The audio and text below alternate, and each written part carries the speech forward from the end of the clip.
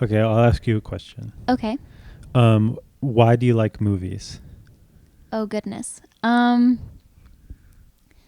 like movies because I am very curious and I want to know what makes people tick and what they're thinking about and what their life experiences are. And I think that movies are a way to see that and experience a lot of different things, but kind of in like the most curated, beautiful, like romantic way possible. How about you? Why do you like movies? Um, I think maybe for the same-ish reason. Mm-hmm. I like I mean, I think I I do view watching movies as a form of escapism, Mm-hmm. but not in the sense that I want to see something that is as far from my real life as possible. It's almost like I want to see something at at certain times. I want to see things that are as close to my real life as possible, or things that are as relatable as possible. Um, but it as like a means of escaping my own specific version of that, or my Right. own specific experience with a particular thing, or just in broader terms a particular emotion. Yeah. Well, it's really satisfying to see that this really like um carefully curated, orchestrated, planned thing, like a film, like most movies are, um, is giving voice or words to like something that you have felt so specifically. It really speaks to how universal a lot of experiences are and a lot of feelings are. So that's always my favorite, is when a character says a line or like does something that just seems so specific, like as if they'd ripped it out of my memory or like out of my thoughts and put it there, but like the movie was made by people I've never met and may never know. Um, Okay, moving on. um, I was gonna say I the one of the movies that affected me a lot this past year was Midsummer, and starts off like incredibly sad and bleak, um, like to the point that I don't know if I'll like be able to rewatch the opening upon like further rewatches, even though I've seen it a few times already. Just because it makes me so sick to my stomach. Um, but by the end of it, like I didn't feel sad at all. Like I felt like the ending was actually really not hopeful, but really cathartic, Triumphant. triumphant. Yeah, like she did it. Yeah. And a lot of people said that they were like they didn't feel anything at the end, that they were like disappointed by the ending. And I think that's one of those instances where it's like I I recognized like something in Florence Pugh's performance, or like in the direction or the writing, that just really felt so specific to me. And I think that unfortunately, the more specific you are in your filmmaking and your like in general storytelling, the more you feel like you're going to exclude some people, because obviously like the more specific you are, the less people have gone through this thing. But um, I think that the more specific you are, the higher quality it is, because even if you haven't gone through something where it's like, oh God, I remember that, I have felt that before. I think that if you are specific enough and your actors and everybody else supports you in that, you'll be able to introduce this to someone who has never felt that way and make them feel as if they have. And they can still somehow feel like catharsis for a feeling that they never went through.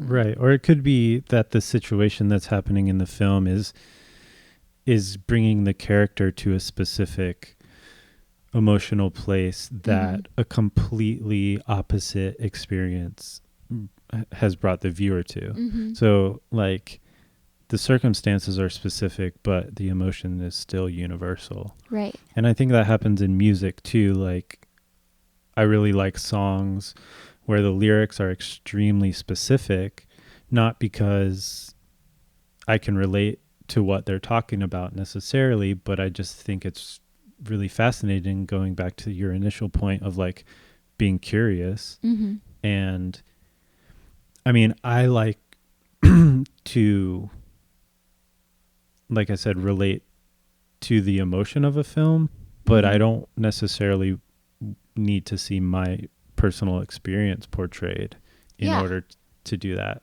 So, but yeah, I think it's just interesting. Sometimes it's more interesting and relatable the like further away the experience is.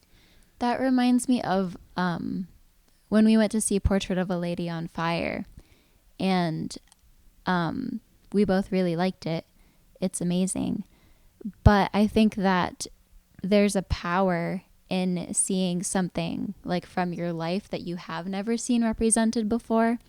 And that's how I felt like throughout that whole movie. Just like, wow, where was this like when I was growing up? And I wish that I had the chance to see that and have like my identity validated by that. But everyone should see it and like take away from it, because like, again, like the more you distill it down, it almost becomes more general. Like it's about love, but you can't take away the specificity of that movie and who it was for and who it was made by. And the more specific you are in like what you're creating, I think the more people can understand your experience. But yeah, there's power in that. There's power in seeing something that is also like 100% your experience, and there's power in seeing something that is 100% the opposite of your experience. Yeah, I think there's of course a case to be made for representation, and you want to see yourself portrayed in some forms of media. But that doesn't mean that everything that you watch and enjoy is going to be a reflection of you. Right. It's just like you hope that your humanity would be acknowledged in the plethora of like moving images, but it doesn't mean that that's going to be your favorite movie. Right. And it isn't. I mean, I admire it and I love it and I want to watch it like over and over, but right. Well, I just meant in general for anyone. Yeah. If they see themselves, quote unquote, on screen, whatever that movie is might not be their favorite movie, even if they like it. Yeah, because there's so many other things that can go into it. And also, just because you see yourself represented doesn't mean you necessarily want to like relive whatever experience is being portrayed on screen. You know, there's a lot of movies I've watched where it's like, ooh, this hits too close to home. I never want to see that again. I'm glad that I feel seen, but like I don't need to feel seen, Right. you know, all the time. And it also like having representation doesn't necessarily mean that it's accurate Or that it's good. Right. Like if you see a gay character or a person of color on screen, like, sure, that's great to a certain extent, but it's like representation isn't always representative of the demographic that it's representing. Because a lot of the times they're focusing on just whatever demographic they're trying to hit, as opposed to like the actual experience. Right. This makes me think of Banana Split versus Booksmart, and how they're both Go in. they're both you know, like kind of teen movies for like Gen Z, you know, and Booksmart was so great, and I personally did not care for Banana Split at all, because I think that Booksmart was accurate. Like it was specific, but it was also accurate. Whereas Banana Split, like it was specific, I guess, but it was as if they'd done like a Mad Libs of like teen things. like what do teens like? Like let's workshop this. Whereas Booksmart just felt so much more immediate and true. So although both movies like had some representation going on, Booksmart definitely had more. Like the representation was nothing in Banana Split because the characters weren't real. They were all Right. 2D. So it's like how is anyone going to relate to, you know, these characters if they don't speak like human beings? Right. But yeah, I think to that point, Booksmart was such a great ensemble piece, and the casting was so great. Not because they necessarily cast like the weirdest or the quirkiest characters, but I think that the characters all were interesting and very specific. Whereas like in Banana Split, there are quite a few characters, but they're all like one note. Like they're all like the same, because it's like, oh, they go to school together, they're friends. Like let's just write them to all be the same. Yeah. Whereas like in Booksmart, like you have like different cliques represented, but they're also commingling. Yeah, they're all still friends because people can be friends with people that are different from them. Right. And it's also like Booksmart, I think, does provide representation for groups of people that maybe don't have as much, whereas Banana Split was kind of like, here's representation for like white teens, where like, which there were in Booksmart too, but that's sort of the extent of it. In Banana Split was like, you know, a teenager could watch that and maybe find like a piece of relatable content, but you know, they weren't fixing any sort of gap in representation. Yeah, for sure. Especially, I can't help but draw comparisons between the two just because I've kind of seen them both recently, and they both seem to be trying to do the same thing, which is like give an accurate portrayal of what it's like to be a teenager. And I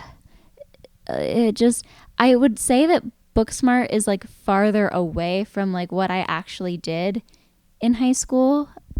Right. Banana Split was a bit more accurate in that, yeah, it was like shitty parties and like drama that didn't make any sense and like driving around. Yeah, the circumstances were more relatable, but the characters were less relatable. Yeah, because they were so focused on like quirky teenage dialogue that it never amounted to like any sort of character growth or even like formation. Whereas in Booksmart, it's like, this is going to be like surreal circumstances, but everyone is going to be so grounded in it that like, yes, you would also be reacting this way if you found yourself in crazy circumstances, which like sometimes you do, especially when you're like young and more impulsive and, you know, just kind of trying to say yes to everything. And also I think that Booksmart had this like amazing sense of chaos that your life feels like it has when you're a teenager. Whereas Banana Split felt so calculated and like it was a short movie, but it was so slow. And I'm sorry, I know everybody worked really hard on Banana Split. Yeah, I was just going to say the craziest thing that they do in Banana Split is like smoke weed at work. Yeah. So there you go. No yacht parties in Banana Split. True.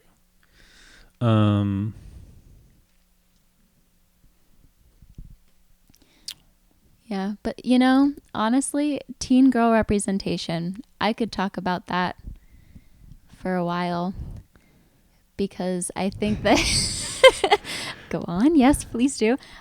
Because I think that I was exposed to kind of weird teen girl representation when I was a teen girl. I'm thinking about like what I watched. Like I watched all the shows that I watched when I was a teen, they were so stuck on like 35-year-olds as teenagers, you know?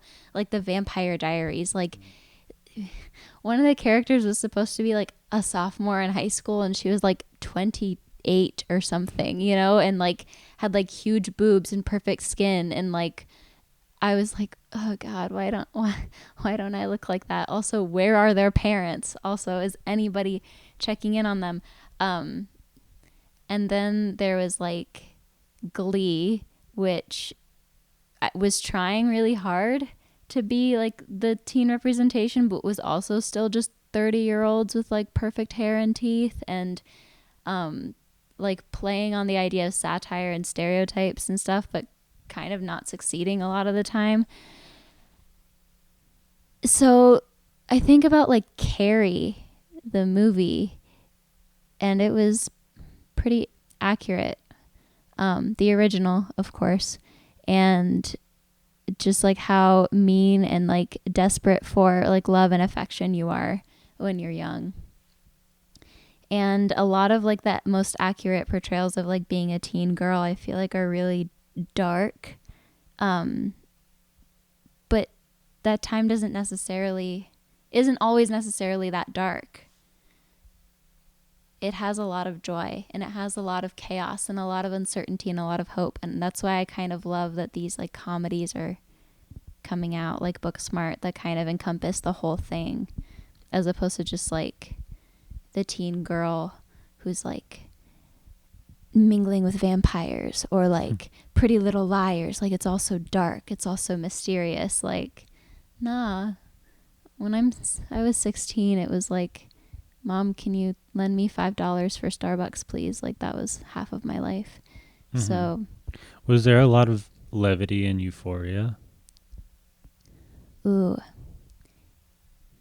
the levity was like, the humor was always unexpected, and it was always from the actors. There's very few funny circumstances in Euphoria. Everything that's happening is pretty dark, but sometimes like a line delivery would just make me crack up because it was so accurate, and or like would remind me of someone, or just like was just unexpected. And I feel like if your teen years are dark, which a lot of people's are, that's sort of how it is. Like your friends make you laugh by saying something stupid or like by doing something unexpected. And I think they represented the joy and intensity of friendship really well. Like just how you would like do anything for like this friend. Or this relationship. Like everything is so all consuming and like big, and I think they really represented that very well. I would like to see these characters have more joy. I hope they do. They deserve it. But yeah, it's not a light show, Euphoria. Yeah. What are, I'm trying to remember any of the movies that we've watched since we've been stuck inside. Oh wow, so many. Have we watched any great ones? I've watched a few that were supposed to be great. Like what? The Souvenir. Oh yeah. You know, I didn't watch it with you. No. Speaking of like young women, I did not feel connected to their story. I don't know. That movie was very sad, but it didn't really invite a lot of warmth in the beginning, and I think that's why it didn't pay off. I thought Shirkers was great. Shirkers is great. Great representation of teenage girls. True, but still. Yeah. I liked that I liked that her friend was always contradicting her on like her retelling of events, and I liked that a lot. Shirkers, I feel like not that many people that I know have seen it or have told me that they've seen it. Virginia told me about it initially, but I think more people should watch it, especially people that are interested in film, because like, I mean, it's I don't know if I should say it's a tragic story Mm-hmm. in a lot of ways, but it's also kind of beautiful how um passionate and enthusiastic they were about filmmaking from the very beginning. Yeah, and how they've stuck with it. Yeah, and how they didn't let that one, although it was like a sort of a lifelong, almost negative experience, they didn't let that dissuade them from continuing to make films. Yeah, it felt really. It took me a little while to kind of sit with it, Mm-hmm. but it's very cathartic, and triumphant, kind of in the same way Right. that, like, of course this happens all the time. Like, an older, powerful man, like, works with a very promising young woman and somehow ruins whatever thing she was trying to do, um, because of who knows why, because of an inferiority complex or whatever, because of fear. Um, and a lot of times, if it doesn't ruin their enthusiasm for whatever they're going for, they still ruined that project.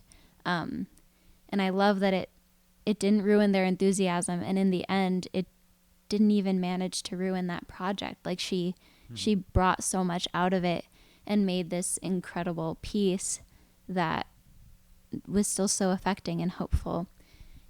So I think that, yeah, it was for sure. It's like a triumph in like the truest way. I know that it's like something that critics love to say about a movie, like a Mm-hmm. triumph, 4 Right. stars, but Yeah, like it actually was. definitely.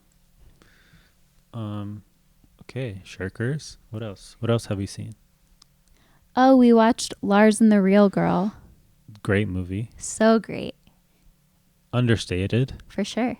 but so specific and um like brave in the sense that it like took a kind of quirky scenario or a quirky what's the word? Premise and committed to it and made it very serious and very sad and very effective and successful. Mm-hmm. Yeah, because it could have been a comedy. Yeah. Like, if we had ever been laughing at him, it wouldn't have worked. Right. It would have been like so cheap and Yeah. like it wouldn't have affected. I would have hated it, honestly, if we were ever like invited to laugh at him. But right. it was so carefully directed and written. Yeah. I feel like I wouldn't necessarily say that that is one of my favorite movies, but I think that is my favorite type of movie. Mm-hmm. It sort of falls into whatever category is like a film that I'm drawn to. Mm-hmm. Ryan Gosling movies. Yeah. Well, a lot of his movies do, yeah. Yeah. And I think maybe it's just like I feel like it's not specifically character studies, Mm-hmm. but it's like dramas with strong characters. Yeah.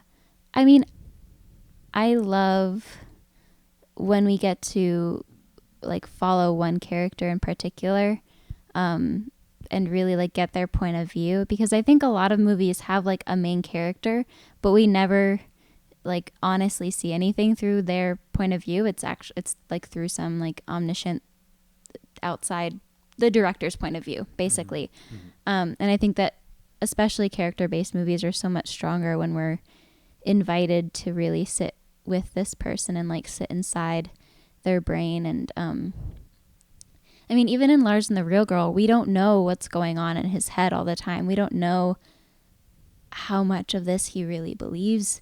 We don't know like how much he's pretending, if this is like some sort of like mental break. Like, does he know? Is he in on it? Like, you're always kind of wondering that. But Yeah. we're still sitting with him, and we're still feeling all of these like huge emotions that he's kind of going through for the first time. And so we do get to still see it, through his point of view, and like also through the point of view of like what if we had empathy for people like just unconditional empathy. I love that. I love that as a theme or a question. Mm-hmm. I don't think a lot of movies really ask that question. Like, what if we actually had unconditional empathy? But that's also kind of like the root question of making movies. That's what we're betting on when we make a movie, is Right. that our audiences will have unconditional empathy for whatever we put up on screen. Yeah, you want the audience to have empathy for the characters, but then a lot of times they're not willing to allow the characters to have empathy for each other. Right. Oh, we watched I Think We're Alone Now. Yeah, that was a lot better than I thought it was. I had seen it before. I think maybe I was just downplaying it because I didn't want to get your hopes up about it being great, but I think that is a movie that has a strong tone. Oh, yes. Huge atmosphere. And I think that's maybe what some people didn't like about it, is like there wasn't a ton of action. Mm-hmm. But I think that was the point. I mean, you know, I love plot. Yeah. I think plot is so important. Right. But there was one. There was a plot, you There know? was a plot, yeah. And I think that there's a lot of movies that seem like they have a lot of plot and they don't. Like, I think of the last Star Wars movie. Mm-hmm. Seems like there was a lot of characters, a lot of stuff seemed to be happening, but like, even as a fan of the series, I was like, Jesus, what is going on? Mm-hmm. And then I Think We're Alone Now had most of the plot was just like, oh, today he likes her. Today he's like talking to her. Mm-hmm. Today they have like this revelation in their relationship. But it's just as much of a plot, and it was way clearer, I think. Yeah. Had way more like actual beats and like moments and things. One thing led to another. Like you could, oh, that's the AC. Yeah, I'm going to turn that off. Okay.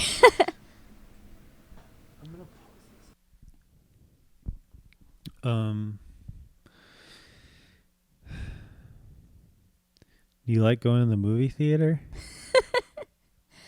I do. I love going to the movies. I think it's one of my favorite things to do, actually. I love being in big groups of strangers experiencing like the same thing for the first time, like concerts, movies, roller coasters.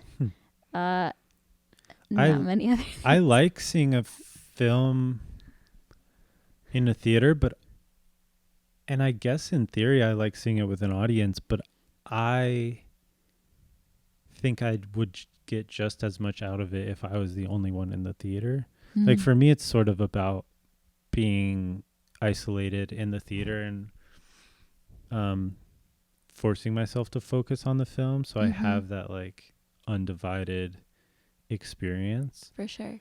To me, the audience, as a fellow audience member, the rest of the audience doesn't matter to me necessarily. I mean, 'cause sometimes it's like, oh, like we laughed at the same thing. Mm-hmm. That's cool, but I don't know. I feel like that, to me, the audience doesn't dictate what I get out of it. Right. I don't know, maybe I'm just like hyper aware of like audience, I don't know, waves of feeling. But Vibes. like vibes, audience vibes. Yes, but I feel like I feel them. I feel like I can like absorb them. There's like something really powerful. Like when we saw Parasite and people were like gasping at the same time, or see, like, I don't remember anything about the audience. I only remember liking the movie. yeah, I don't know. I'm like aware of people, even if I am super focused on the movie, like I was with Parasite. I can still like feel it somewhere, like in the back. It like, it reflects and amplifies like my own reactions. Mhm. Yeah. I almost, yeah, I agree. It's valid what you're saying. I would almost prefer to see a movie by myself in a theater. Just for the big screen and the lack of distractions and the good sound and stuff. Yeah, just good picture, good Mhm. sound, and yeah, everything you just said. I also just love the ritual. Like, I love getting my ticket. I love I love like the buzz before it starts Yeah. happening. Like I It's a love good that. experience. The entire process of going to see a movie is exciting. Like looking forward to it during the day, Mm-hmm.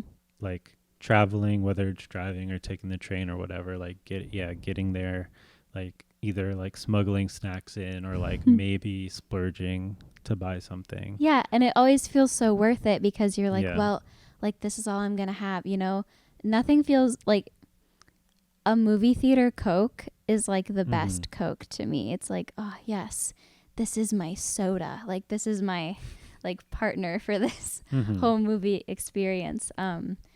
Yeah, and also just about like giving it like like a special place in your day. I feel like we consume so much media all the Right. time Yeah. that like taking the time to like really focus on it, travel there, all those things you said, like it makes you, it's like anticipation. It really like builds it up for you and makes you more curious about what you're going to see. Yeah. I even love trailers because it's like, what did they think that like if I wanted to see this, I would also want to see this, and like Right. what can I see in the future? Like I love the whole thing. I Yeah. really I was miss gonna it. say maybe it feels the ritual of it feels special to us because we don't go that often. Yeah. So it really feels like a treat and like a special occasion. I think we would enjoy it. I think we would love to go more often, Oh yeah. and we would definitely enjoy it. But I think perhaps the small we appreciate the little things about it because it's rare, relatively rare for us. Yeah. I was going to say though, I think we go more often than maybe even like most people. That's true, but for people who love movies and like sit down to record a podcast about them Yeah. at I guess we don't 11 go as often. p.m.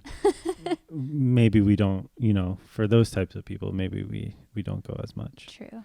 But do you want to talk about your experience of your anticipation of and subsequent viewing of Uncut Gems on your most recent birthday? So my 23rd birthday was a lovely day. And then And then okay, so we had like this really chill dinner. Like it was so just very chill. And then it's like, oh yes, let's go see like catch a late movie. You know, so cute, such a good treat. already had been planning to go see it. Yes. And the theater was like 1 block away from the restaurant. Felt so perfect. So Felt yeah, like we were fate. very excited. So stoked. And like we love to do research about movies before we see them. I think in particular me, but like we watched interviews, we watched trailers, we like read about it. Everyone had been telling me that I would love Adam Sandler at the end of Uncut Gems, and I was skeptical because I have never seen an Adam Sandler movie that I've liked. And it was so stressful. I just it was so anxiety inducing. It took like a lot of the things that I really love about going to see a movie in the theater like totally backfired because of just the way that Uncut Gems was. Like the great sound, there was just so much of it.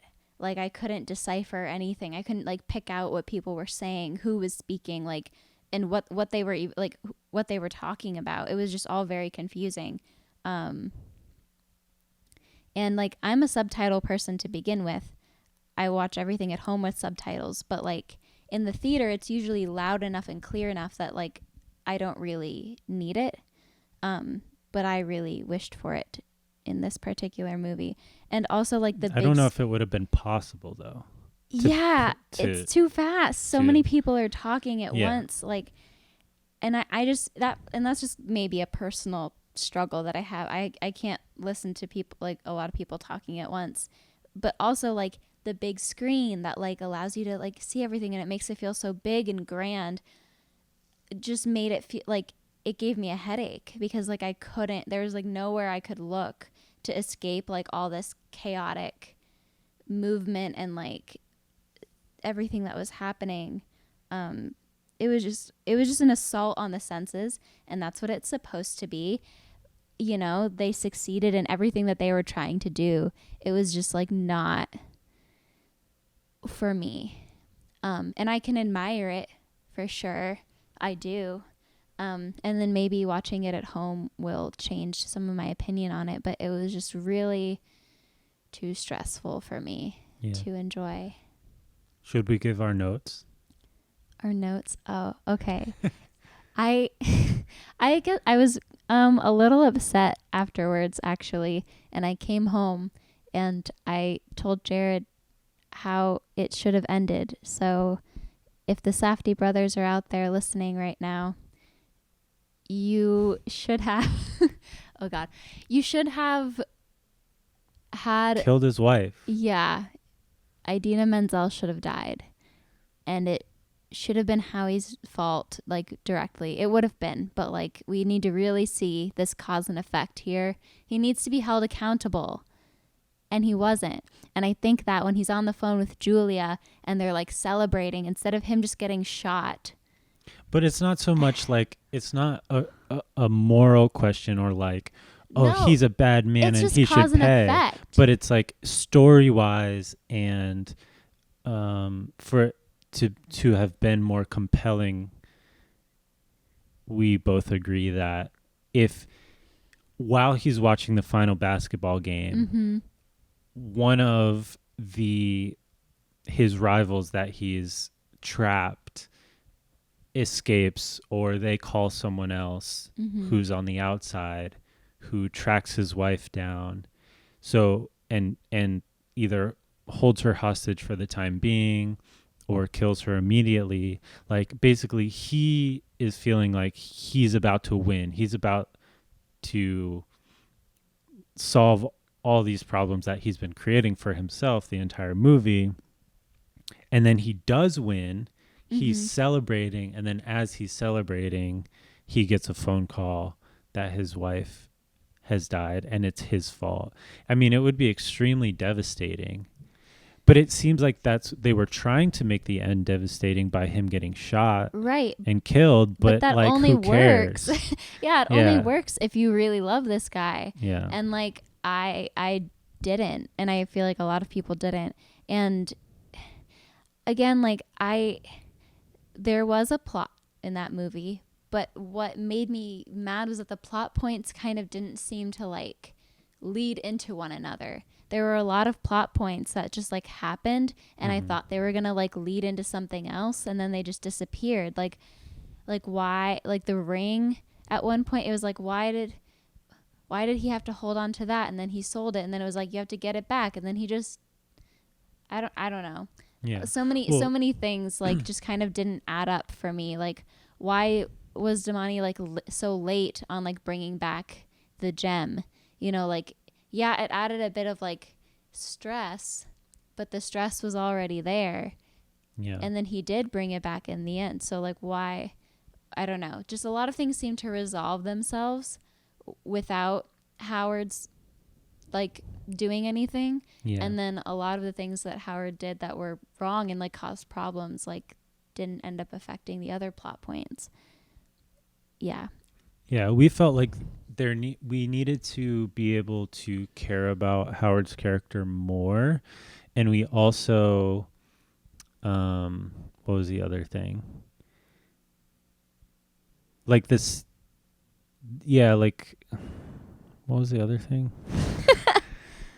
We needed to care about him more. Oh, that he should have made a promise to his wife, like that if he wins this final bet, that he will stop gambling Yes. from now on, because he realizes that it's detrimental to his family, and he Right. realizes that he doesn't know his kids. He doesn't spend time or get along with his wife. Um, I mean, he's literally cheating on her. But like, I think if we would have established some hope for him to move on from this life, Mm-hmm. and then you have the end Where you seemingly think, show yeah, seemingly show that has occurred, but then sort of pull the rug out from under that by his wife having been killed, but it was his fault anyway, because he kept taking it further and further and further. right. So much So more like Shakespearean and tragic. And I yeah, feel like the kind of like all over the place plot points and like the building craziness and tension like could have worked so well in that same like sort of Shakespearean way where it's like anything goes, um because this is all like fate, like no matter how crazy it gets, like he's never he's so like there's still like a cause and effect, there's still like consequences for your actions, um sort of like a grand like universal feeling to it. Whereas I think like him dying, it made the story feel small. Like it made right. it feel like, oh, well then what was all this for then? Like, and maybe that's what they were going for. But I would have rather just like something that felt bigger and felt like it tied back to like all these other things that had occurred. It Mhm. was also just so long to like put an audience through something that chaotic. Like it physically made me ill, and I've talked to people who have said that as well. Like just Mhm. the physical like sensation of sitting through that for so long Right. made them ill. Yeah, I would say I enjoyed it more than you, but I think I knew I had a better idea of what to expect, Mm-hmm.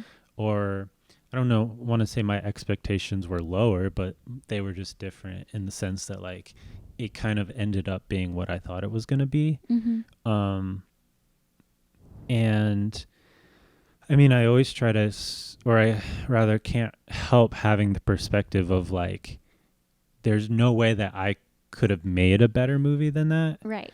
Like, it's so impressive in this. Like, if you just think about like being a human and attempting to Mm-hmm. make a feature film, like, it's Yeah. an incredible feat, what it is. Oh, sure. But it ultimately is, not either of our favorites. But yeah, I mean, and I've since listened to a lot of interviews with the Safdie brothers about it, and like them talking about how they had, I forget how many drafts, like 160 drafts or something, and like Wow. writing it over 10 years. Mm-hmm. I mean, you can find a ton of information about that sort of narrative of the like mythology Mm-hmm. of Uncut Gems, which I find really interesting. Yeah, and that kind of it did feel mythical, and it felt a lot of parts of the movie did feel really like big and on that almost like religious scale. Right. I think Um, what you're saying about the ending makes sense. Like it was sort of like all building up, and then it just like undercut itself at the yeah, very end. that's how it feels. It felt like the ending that was like, oh yeah, well, we thought he was gonna die for throughout the whole movie. Like the whole movie, you're Yeah, like, and how he he's gonna get shot. and he Like, does. We would have been fine with it at any point. Like, he yeah, deserves that. yeah, he's like putting so He many gets people what in he danger. deserves. So yeah, it's kind of like A plus B equals C, which for a plot of a movie is not that interesting. Right. I just think that there could have been an ending that was felt just as inescapable, but was more unexpected. Agreed. Did you regret seeing it in the theater? Maybe on my birthday, but like not in in general. I maybe should have seen like Little Women or something, but Right. But we didn't know. We both wanted of to see course, it. yeah, no. What else did we see in theaters somewhat recently? We saw The Assistant. Amazing. So good. Oh, the perfect movie to see in a theater Right. because it's so subtle that like you might Mhm. it might almost like you might miss so much of it if you watch it just at home. Yeah. I thought it was masterful. Truly. And I don't know. It's always funny, obviously, when you go and read like Letterboxd reviews afterwards, and people are just like like furious beyond the point that we are with Uncut Gems, like about The Assistant, because to them like nothing happened. And they're like, why? Why are you like spending so long watching her at the copier? And it's like because she spends a lot of time there, and it's about her, Yeah. and like that is significant. What a great character piece for like everyone involved, but I mean especially her. Just like again with like the specificity just like being such a huge part of it. I don't think I've ever I don't want to make this claim, but like it was maybe like the most specific movie I've seen like in recent memory. Right. But going back to our very initial thought, I very heavily related to her. Mm-hmm. I mean, I think even just the opening shot was so brilliant with it being morning and she's leaving her apartment for work and like getting in an Uber and taking a car ride from Astoria into Manhattan, and she's like the first person in the office for like at least an hour, maybe more, basically making the office operational for everyone that comes in after her. I've never had a position where I was like first to show up and had to set everything up, but in the sense of like being a PA on film productions, like just you have to show up like whatever time they tell you to show up, like you have to show up and you better be there, whether that means like getting home at midnight, waking up at 3 a.m. So you can like go pick up your coworker and then drive an hour and a half to where you're shooting in order to get there by like a 7 a.m. call, which like a 7 a.m. call sounds somewhat reasonable. But when you factor in the fact that like you live in Bushwick and your coworker lives in Gowanus and you're shooting an hour and a half upstate outside of the city. And you have to pick up something. Oh, by the way, guys, can you pick this up on your way there? Yeah. And like, yeah. So it's just sort of being at the whim and mercy of your superiors, which I think in a lot of cases it can be rewarding to a certain extent, but in this movie it was not rewarding. Yeah. And also, I love, it really got that emotion because at my job, I am frequently the first one there.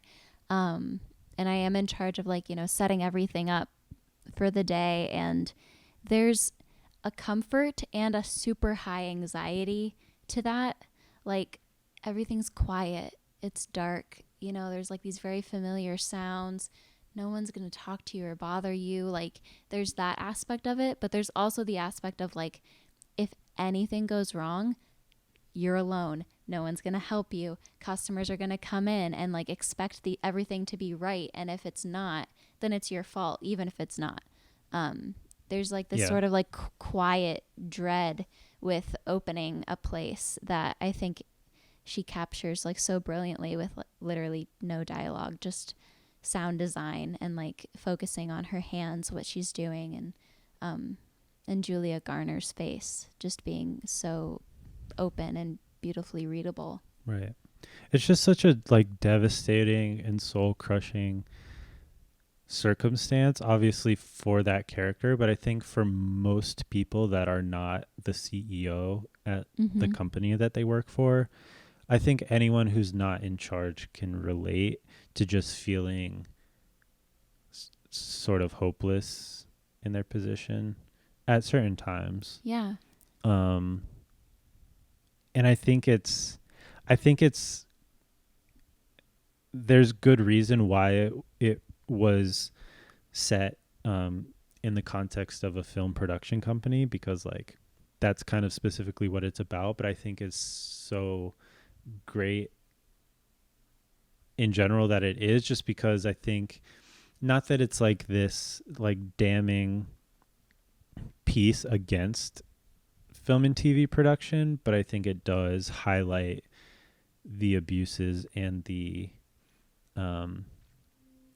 advantage that is taken of people in lower level positions in film, where I think it's always, I mean, the thought is that it's like this collaborative effort, and it is, everyone's doing something, but there are people who are doing a lot more than others, pulling longer hours, and doing things that are putting themselves in danger in order to like make things easier for everyone else. Yeah. I think placing it within an art industry is also so perfect, because a lot of the reason that people do these like menial tasks is because of like this carrot that's kind of being dangled in front of them, which is like, you won't have to do this anymore.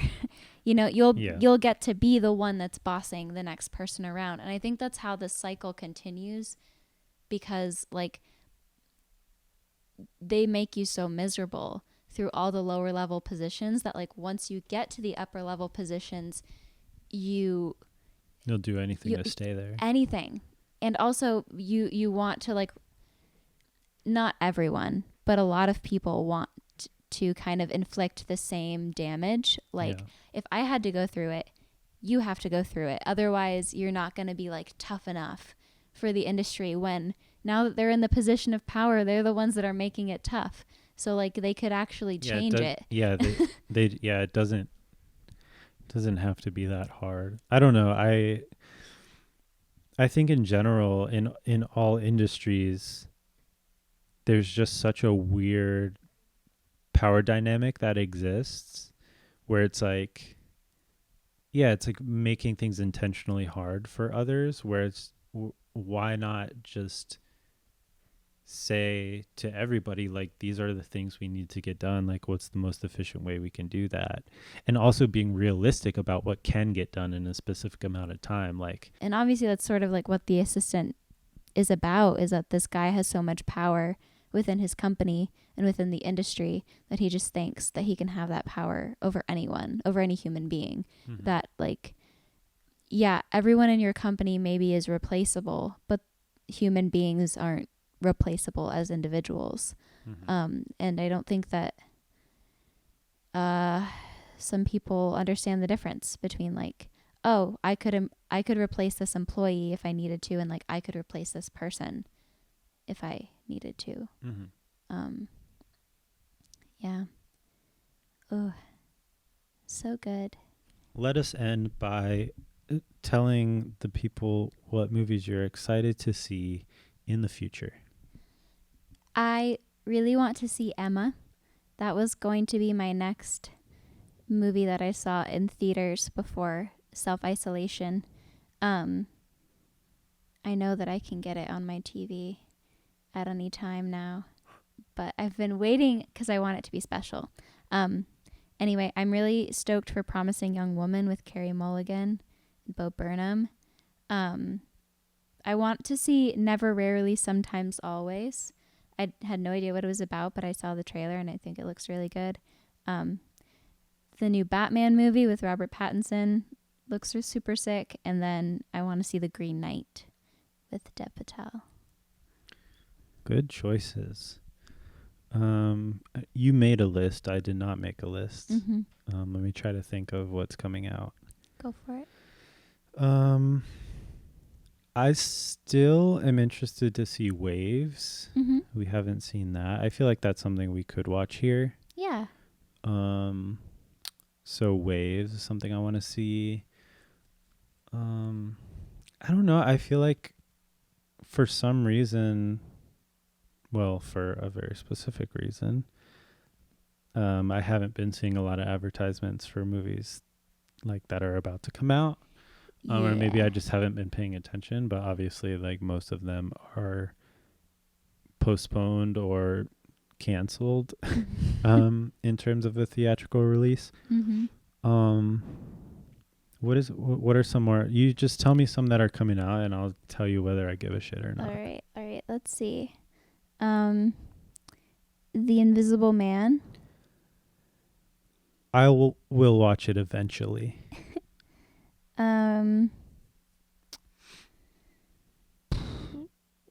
The French Dispatch. Eventually. Mm-hmm.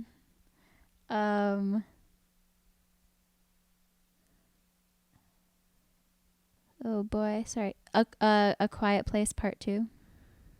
I would see that in theaters. I really liked A Quiet Place Part 1.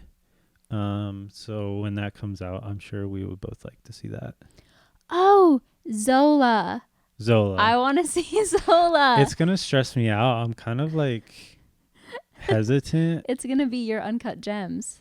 Possibly. I mean, it sounds like a mix between like Euphoria, Spring Breakers. I was just going to say a Harmony Korine movie in general, but like I guess he already kind of made like essentially like sort of what that is. But I only really know the story. I haven't seen like the trailer or anything. You've just heard me read the entire Twitter thread out loud. I'll watch it. Yeah, sick. Oh, there was another Riley Keough movie that came out. I'll watch it. The Lodge. Yeah. I will watch anything she's in, always. But you won't watch It Comes at Night with me. I will eventually. I have this thing where like I feel like this happens a lot with you, but like someone will tell me that a movie is good and I'm like, okay, great. I'm going to wait until I'm in the ideal like frame of mind to see that movie. Yeah. Whatever that is. And then I just keep putting it off because I am never in that frame of mind. Yeah. I mean, I don't really know what It Comes at Night is about. I just know it's the same director as Waves and Krisha, which Krisha was good. Anyways, I want to see She Dies Tomorrow. Yes. It does. I'm excited for that. Love Amy Seimetz and Caitlin Scheel. The love of your life. No. A little bit. Unless. Haha, JK. Unless. Caitlin Scheel, if you listen to this, please hit us up. Ain't nobody gonna listen to this. True. But still. Shit, I guess I just don't really know what's coming out.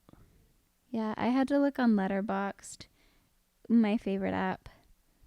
What would I do without it? Do you think we can get them to sponsor us? Nope. Well, we have nothing to offer. Well, I hope you have enjoyed listening to this, future listener. Whoever you might be. Probably just Virginia. Virginia, thank you for being our most active social media supporter. Thanks for holding it down for the boys. It's true. All right. I think that's the end of the first edition of the Orange Chair podcast. Yes. If you have any future suggestions for topics or questions or things that you'd like to hear us talk about, send us a DM. Thank you. Bye. Thanks. Bye.